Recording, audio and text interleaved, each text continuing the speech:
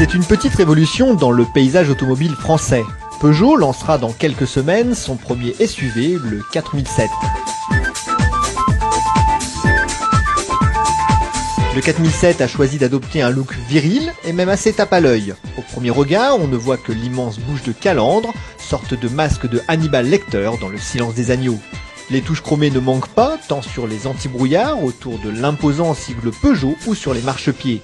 Le reste est plutôt plaisant, mais profil et poupe de l'engin sont quasiment identiques à ceux du cousin Outlander.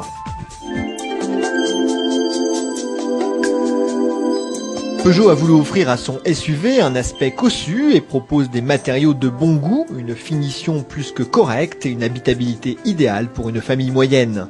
Les commandes sont pratiques et intuitives, les informations au tableau de bord claires et très lisibles. On appréciera d'ailleurs les compteurs inspirés d'un univers résolument sportif. Une atmosphère qui se traduit aussi par la présence d'inserts en aluminium brossé un peu partout. Les sièges en cuir disponibles au deuxième niveau de finition offrent un excellent maintien et un confort très plaisant. Pour finir, l'habitabilité est au rendez-vous avec un espace aux jambes généreux à l'arrière, une troisième rangée de sièges escamotables dans le coffre, pratique pour dépanner et un coffre très accessible.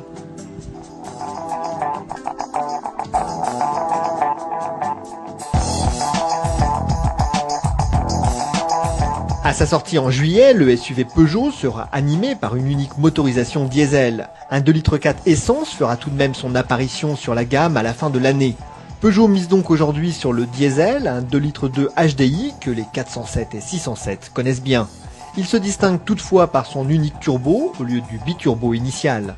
Un mariage qui fonctionne à merveille puisque le 4007 procure un florilège de sensations une fois le moteur en route. Fort de 156 chevaux et surtout d'un couple de 380 Nm disponible très tôt, le SUV s'autorise un 0 à 100 km/h en 9 secondes 9.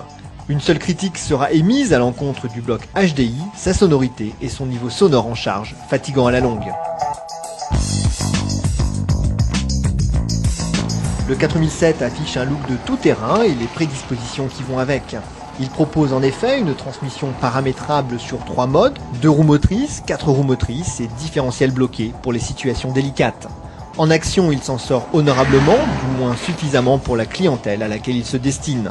Sur la route, ses qualités sont celles d'une berline, vive et confortable. On notera juste quelques remontées du couple du bloc HDI sur les 2 premiers rapports lors de fortes sollicitations. Le freinage est très satisfaisant et la prise en main de l'engin plutôt aisée. Conjuguant les principaux atouts des routières et des tout-terrains, le 4007 séduira par sa polyvalence indéniable. Reste qu'à 34 600 € pour le premier prix, ce nouveau venu pourra sembler prétentieux. Même si son équipement est complet, la comparaison avec le Mitsubishi Outlander, débutant à 29 000 €, n'est pas à son avantage.